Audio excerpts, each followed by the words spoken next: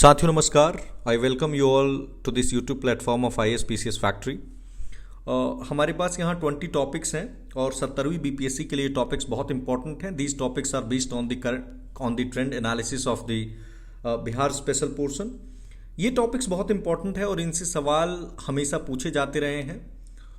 Important एक और चीज़ है कि क्या इन टॉपिक्स को हम कहाँ से प्रिपेयर करें। तो बुक्स पे हमने कई बार बात की है और इनफैक्ट हम इन पे सॉर्ट करके समराइज करके कुछ वीडियोस भी अपलोड करेंगे कुछ समय बाद, जब नोटिफिकेशन आ जाएगा उसके बाद। नाउ यहाँ पे हम सब्जेक्ट वाइज देख लेते हैं कि ये कौन से 20 टॉपिक्स हैं जिनसे सवाल हमेशा पूछे जाते रहे हैं और उनकी क्या डायमेंशन से थोड़ा बात करेंगे।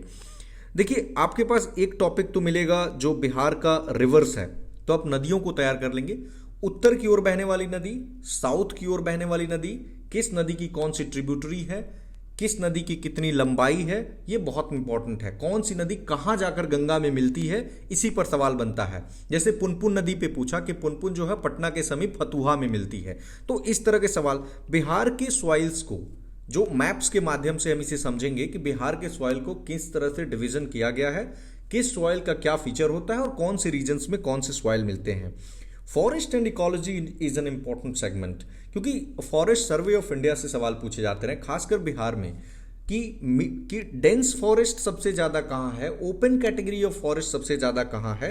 इस तरह की चीज़ों पे भी सवाल पूछा जाता रहा है, तो इसको हम पूरा समझेंगे। फिर मिनरल्स हम देखेंगे कि जो मिनरल्स हैं उनका डिस्ट्रीब्यूशन। जैसे मान लीजिए पाइराइट है, तो पाइराइट जो साउथ वेस्टर्न बिहार है वहाँ पे मिलता है।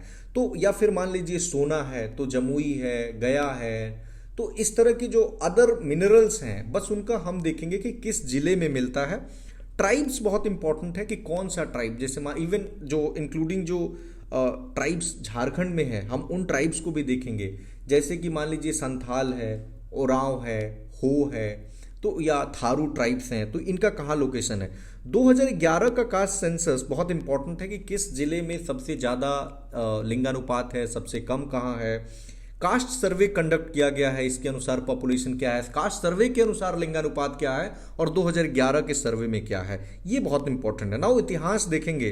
असल में ये 3/16 इसलिए लिखा हुआ इस तरह क्योंकि मैंने इस वीडियो को रिकॉर्ड कर लिया था और दोबारा से रिकॉर्ड करना पड़ रहा है, क्योंकि जो रिकॉर्ड बटन होता है उसको मैं ऑन करना भूल गया था ना। महाजनपद बहुत इंपॉर्टेंट है। 3 महाजनपद बिहार में है, ओवरऑल 16 है, तो इनको देखना है। और उन तीनों को, जैसे कि मगध है, तो उन तीनों को हम बहुत ही डिटेल में देखेंगे।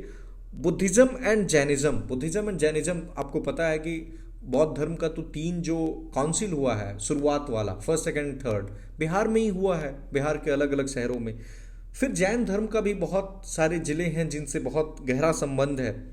मौर्य जब पढ़ेंगे तो प्री मौर्य और पोस्ट मौर्य भी कुछ कुछ जो डायनेस्टीज हैं आप उनको शॉर्ट में देखेंगे और मौर्य को थोड़ा अच्छे से देखेंगे। गुप्ता इंपॉर्टेंट है। डायनेस्टीज में हमने लिख दिया है चेरो डायनेस्टी, उज्जैनिया, मिथिला का कर्नाट और जो दिल्ली सल्तनत है और मुगल, ये इंपॉर्टेंट है। तो इनके शासक को देखना है, लास्ट कौन था, फर्स्ट कौन था और इन्होंने क्या काम किया। जैसे कि पंजी प्रथा की शुरुआत किसने की, इस तरह का सवाल पूछा, तो हमें राजा का नाम जानना इंपॉर्टेंट है।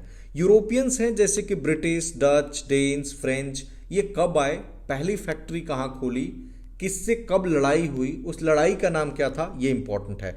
रिवोल्ट्स देखेंगे, जैसे कि ट्राइबल रिवोल्ट्स हुए हैं, झारखंड के भी जो ट्राइबल रिवोल्ट्स हैं उनको भी देखेंगे। जैसे हमने बात किया अभी कि संथाल है या फिर मुंडा है, तो इनको देखेंगे।